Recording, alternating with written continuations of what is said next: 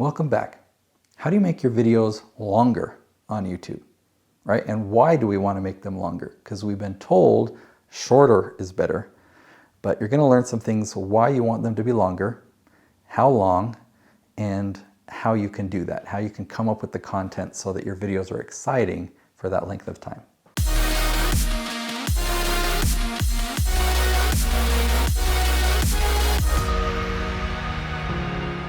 The quick answer is 10 to 12 minutes. You want your videos to be 10 to 12 minutes long. So we're first going to talk about why that is. Why 10 to 12 minutes? Then we're going to talk about your gold, your secrets. How much of your secrets should you share, and is there anything that you should hold back? Then I'm going to introduce a way that you can actually simplify your process, make it really, really easy to narrow down your content, but also make sure that it's 10 to 12 minutes in length. We're going to talk about repetition, when it's bad and when it's good.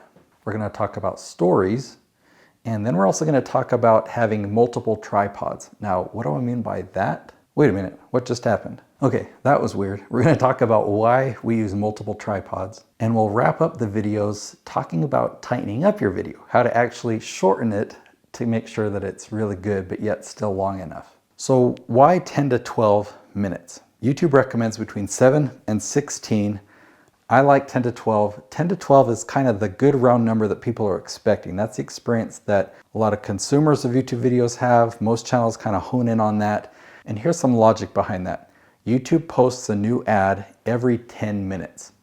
So the longer you can keep people on YouTube, the more ads will be able to show to them. And YouTube wants to make money. The cool thing is they pay half that revenue to us. That's a topic for another conversation. Like, I'll link that up here, how to make money on YouTube. But that's one of the main reasons why to have your videos that long is you want good watch time. The more watch time you have, the better your channel will perform. Now, the other reason for going 10 to 12 minutes, and this is a huge one, is that's how long it really takes to build a connection and cover most topics thoroughly. Now, the next point I want to cover is, do you give away your gold or how much do you share? You know what? I'm going to say it right now. Give away everything. Give them your gold. Now, how can you do that in a 10 or 12 minute episode, right? Because all this knowledge, all this experience, how can you just give them everything? Well, you narrow it down to a very, very niche specific topic. So let me give you an example. Paul Jenkins, he makes a lot of videos on parenting. But we did keyword research and we found questions like how to get kids to listen without yelling, or how to get kids to go to bed on time. You know, those are so specific. And if Paul were just to make videos on parenting and how to be a better parent, it's like, how do you narrow that down, right? And how do you get specific enough? You could just talk and talk and talk and yet not be focused on anything. But if the title of our video is how to get kids to listen without yelling, imagine having just focused 10 minutes of content on that exact question. That's going to be a really valuable video. But now you're probably asking yourself, well, wait, if I give away everything, right? You're just giving it in these 10 or 12 minute chunks. But if you're just sharing all your secrets on YouTube, are people still going to hire you? Are they still going to want to buy your courses or go through your programs? And the answer is absolutely. The more you give away on YouTube, the more value they will get, right? The more that they will value you and like and trust you. And in their mind, they're going to think, wow, this channel is so valuable and he's giving me all of this for free. I can only imagine what his course is going to be like, or what her course or her program or her event is going to be like. Here's the other reality. You can give them everything on YouTube, but a very small fraction of a fraction of a fraction are actually going to implement it. They're just internalizing it. They're just opening their minds to it. They're kind of having this paradigm shift of recognizing I could do this. When they're ready to take action, that's when they click the link and go to your website and find out how to work with you. They don't want to do it themselves. Now that they understand this, they see the value in it. Now they want to hire you. Now, you're going to deliver the same content, but packaged quite differently. It's not going to be packaged in 10-minute episodes that answer their specific questions. On YouTube, each episode you're answering a specific question. In a course, you're going to take them sequentially through your content. You're going to give them assignments. They're going to be taking action. And here's the other interesting part. YouTube, they didn't pay money for, so there's nothing holding them accountable. There's no exchange of value, right? They haven't committed themselves to anything. But if they pay a couple $1,000s for your course, now they're committed. They're going to implement it, right? They're going to take action. They're going to take it more seriously. They're going to start to act on this knowledge that they get from you. Now, can you be repetitive? Is there a time and place to be redundant or just repeat your content or give it a summary? And the answer is definite yes and definite no. Within the same episode, you do not want to be redundant. You do not want to go back and summarize and review everything that you've talked about in the video.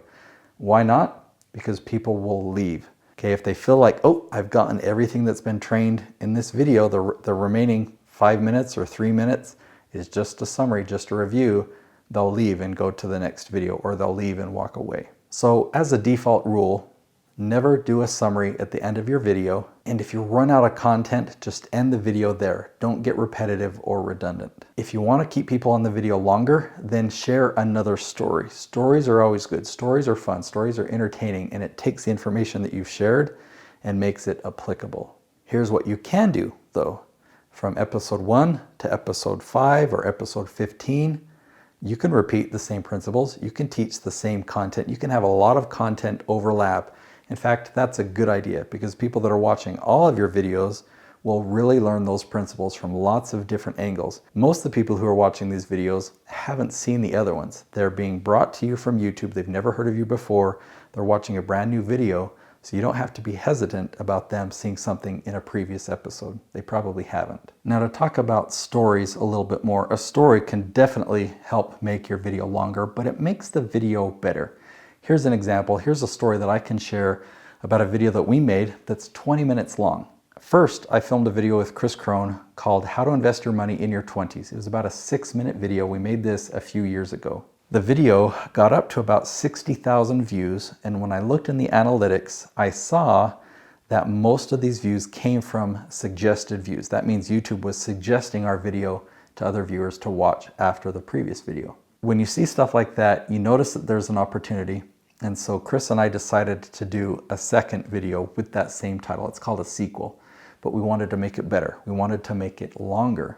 So in addition to telling the same story, Chris thought of other things that he could share to make the content a little bit longer. And I also filmed it in another way. Instead of just sitting still on his pool table where he was in the first video, we decided to walk around and have the intro start differently. So I had him pull up in his BMW i8, the wing door went up, he climbed out, and I followed him with my glide cam. So he's talking as he's walking into his house, he's kind of explaining things as he's going and pointing out things his cleaning lady happened to be vacuuming. We weren't planning on the video being 20 minutes, but that's how long the video was. And it actually has a really high retention rate. People are watching a lot of that video. Because YouTube likes long watch time, this video has done really, really well. It's had over 5 million views. Now, you notice I was just sitting, but now I'm standing. I'm looking into the same camera, but I've got a tripod set up right here, pointed at a chair over there. So I'm just moving the camera back and forth from one tripod to the next so that we go from location 1, location 2, location 1, location 2. That mixes things up, it gives variety, and it keeps people's attention. When I prepare the outline of my content, I'll prepare it in bullet points so it allows me to make the move back and forth really easy. That's another great strategy for making your content long enough. Now, right now, when I look at the time on my camera, it says that I've been recording for about 16 minutes. I've actually been saying a lot of ums and uhs. I've been doing a lot of restarts. You haven't heard those things because my editing team does a really good job of tightening it up. So what I mean by tightening it up is they'll edit out the pauses, they'll edit out those ums and uhs, they'll edit out the restarts, and sometimes they'll do a zoom edit or a crop edit like this. So see, now I'm a lot closer to you. And if I were to make a mistake, okay, watch this. I'm going to do a little test. I'm going to say a sentence with the word elephant in it, but I'm going to have my editing team edit out that word, but do a crop edit so that you don't know that that word is even missing. Some of my favorite animals are tigers, leopards, zebras. There's lots of other animals that I like. Now, if my editing team followed my instructions there, then you didn't hear me say the word elephant. But when I recorded this, I said elephant in the middle of those animals that I listed. The reason that you didn't really notice that there was a word missing is because they changed the zoom.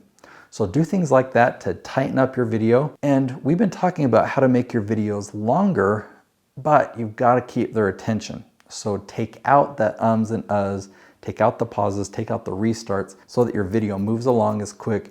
Use 2 tripods to keep their attention. That way you can keep people watching all the way to the end of your 10 to 12 minute video. Now that you have a good foundation on how to make your videos longer, you definitely need to watch my leaf strategy video. This is the pivotal way to get people to find your videos. These are people that have never heard of you before, and just by following this simple strategy, they're going to be able to find your videos, and now you know how to keep them watching all the way until the end.